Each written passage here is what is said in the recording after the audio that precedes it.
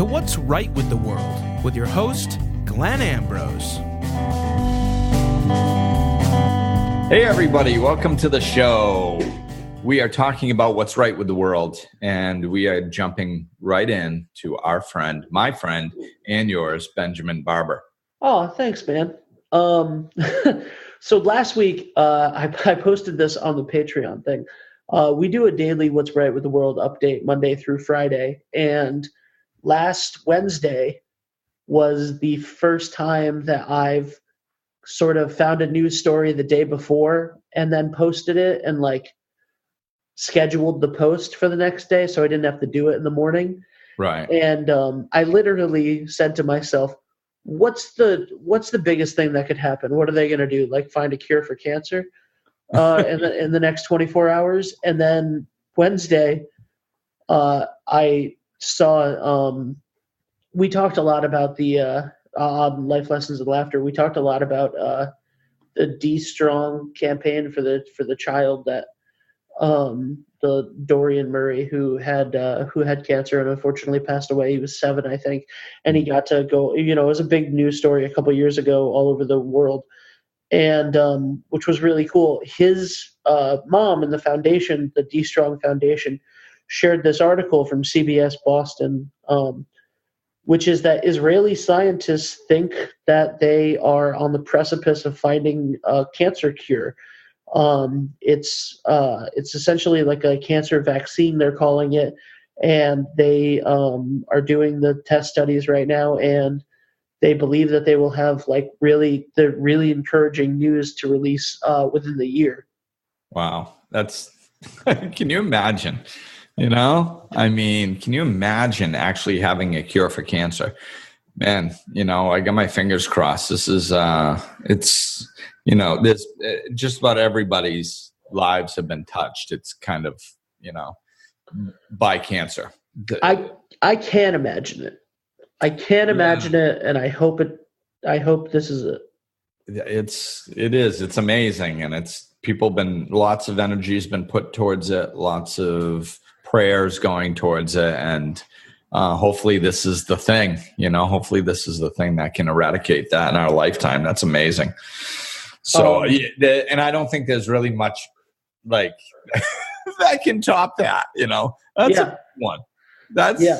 This is a big one. There's not a heck of a lot that's going to touch as many people as this. No, it's literally, like I said about the joke that I made to myself, it's literally the thing that you said. That's the, what if one of these kids is going to grow up one day to cure cancer? You know what I mean? It's the big thing. So hopefully this is it. And hopefully if this isn't it,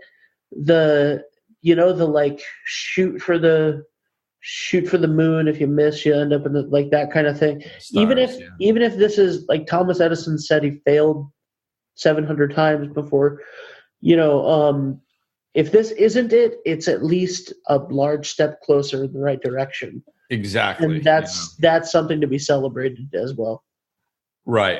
Just that we've gotten to the point where people are they're like, hey, this might be it. I think we got it.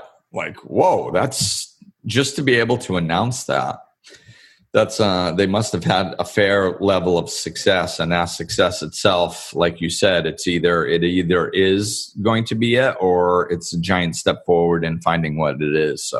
So very exciting news. Definitely. Our second story is from WGN in Chicago.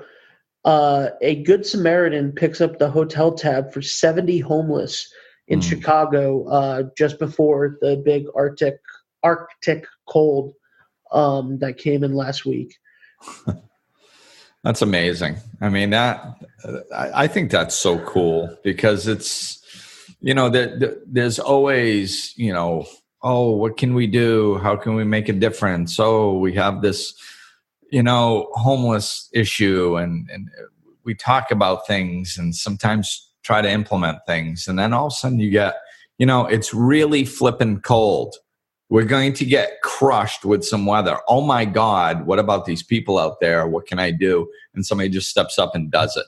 that's capable of it. And it's like, wow, man, it's that simple, huh? Like, you can just do it. And yeah, that guy knocked it out of the park. And it reminds me, I don't think you're going to bring this up, but I think it's a perfect time to touch on it. The Super Bowl was last Sunday. So that was actually my third story. Oh, is it? Oh, well, then never mind. I'm gonna. No, man. No. Absolutely. No, go ahead. Because I don't have it's a video that went viral that is on our Facebook pages and stuff. If you haven't seen it already, you should definitely check it out. Glenn, why don't you explain it? Because I found it through you. Yeah, I saw it. Somebody shared it. I forgot who. And, of course, being from New England, I have a lot of New England friends. So everything that has to do with the Patriots, I've been seeing it. So, they had this Patriots fan that went out and bought a bunch of Patriots shirts and jerseys and stuff, and bought like these tickets. He got these tickets to a huge Super Bowl party, and went and got these homeless people and gave them the tickets, and he brought them to this Super Bowl party. And it was, really cold out. So he got them off the streets and into a place where they could hang out with a bunch of people. Most of the people there weren't aware of this situation. They were just there for a Super Bowl party. It looked like it was like in some big hotel event center or something. Yeah. And in a city, and the big screen TVs and catered food, and and hanging out with a bunch of people and cheering for the game, and just like, man, what the spirit of that, just, when I talk about it and I think about, of course, being warm is wonderful. Of course, having food is wonderful, but it's more than that. It's being in a social environment. It's forgetting about what your life consists of, or the troubles or the fears that you might be experiencing, and just really cutting loose with a bunch of other people and enjoying something, socially.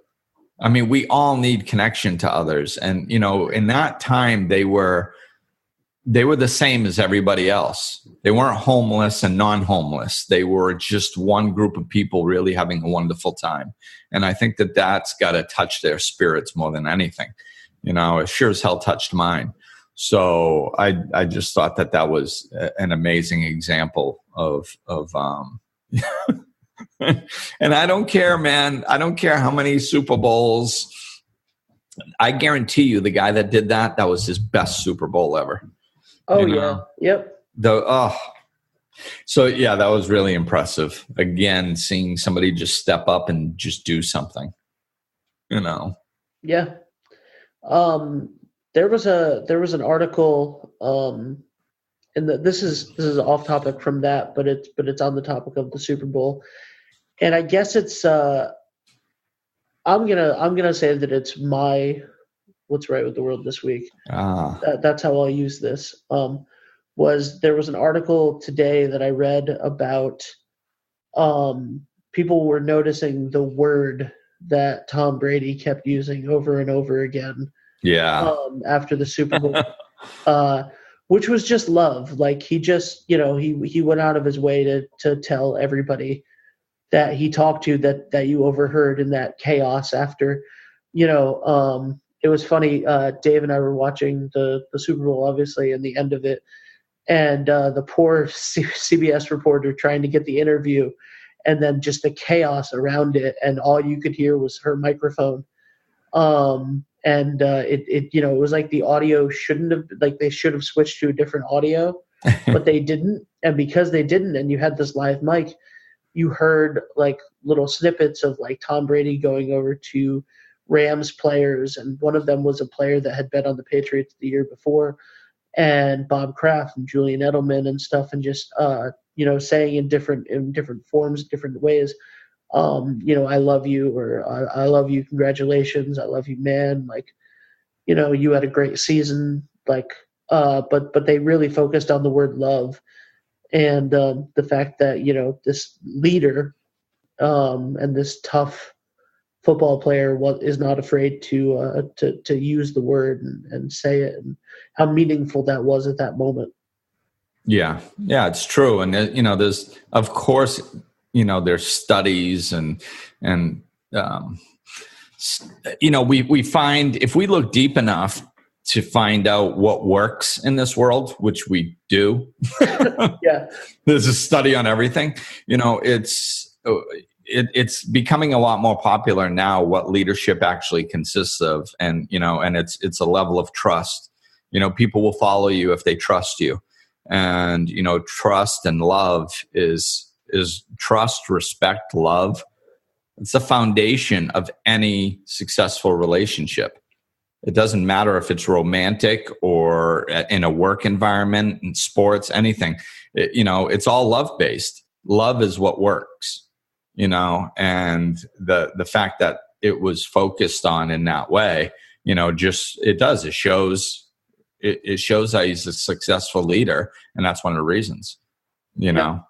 And so it's a beautiful thing. And I love the fact that Tom Brady has talked about how much the book of the 4 Agreements, which is one of my favorite books, has touched his life and helped him cope with a life with lots of stresses.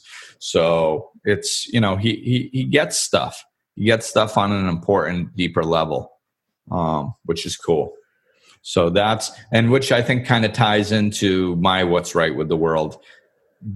All that, everything that we just touched on, I think is one of the biggest things that, the bigger stages that are in life, like the Super Bowl, high-end sports, high-end entertainment, it's becoming a platform for love.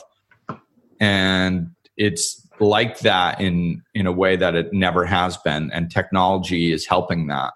So all the things that we say, what's wrong with the world, like, the players making, $20 million a year, and the entertainment industry being what it is, and technology, rotting our kids' brains, and all this stuff we complain about, it can have some detrimental sides to it, but it also can have some positive sides.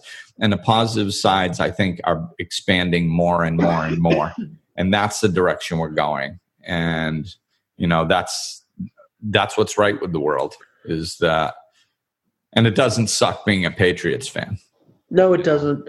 So and to set the record straight, I think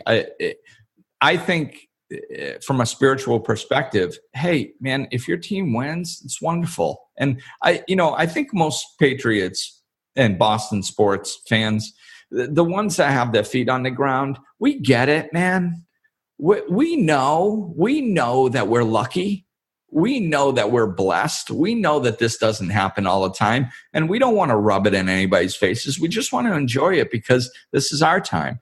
We went through many years where our teams were not good. And this is the time where they are. And you know what? We're going to go into years where they're not good again. That's the perspective. That's the reality of the situation. If there's a Pats fan really rubbing it into your face, that's not a Pats fan. That's just a hateful person, And so it's, it doesn't have to be taken that seriously. It's just a nice thing. It's a game, man. It's cool that we're winning, and down the road we're going to be losing, and somebody else will be winning. And when they're winning, I'll congratulate them. It's all good. Yeah, definitely. And I got to experience that watching the Super Bowl in Florida, because there was a lot of Pats fans. I went out to a room, an event, and it was mixed. There was probably more Pats fans, but definitely some loud LA fans. So it was kind of mixed, and it was nice kind of being able, except a couple people. For the most part, everybody was really cheering for their team and not putting down the other one. And it's nice to share the space with a bunch of different people and coming together over a little fun game. Yeah. This might be one of the longest What's Right with the Worlds that we've done, but there was a lot right this week. Yeah, very exciting stuff too on big stages. So. Yep. All right. So if you want to contact Glenn, and then contact me. Yeah, if you want to find Glenn for life coaching and podcasts and all that stuff, check out glennambrose.com. If you want video versions of this show and every show, check out Glenn Ambrose, patreon.com/Glenn Ambrose. Glenn, is there anything else? That'll do. That'll do for this one. Thanks for listening, everybody, and we'll talk at you soon. Glenn is available for life coaching sessions. To book an appointment or for more information, go to glennambrose.com, follow him on Facebook and Twitter, or click the link in the description of this episode.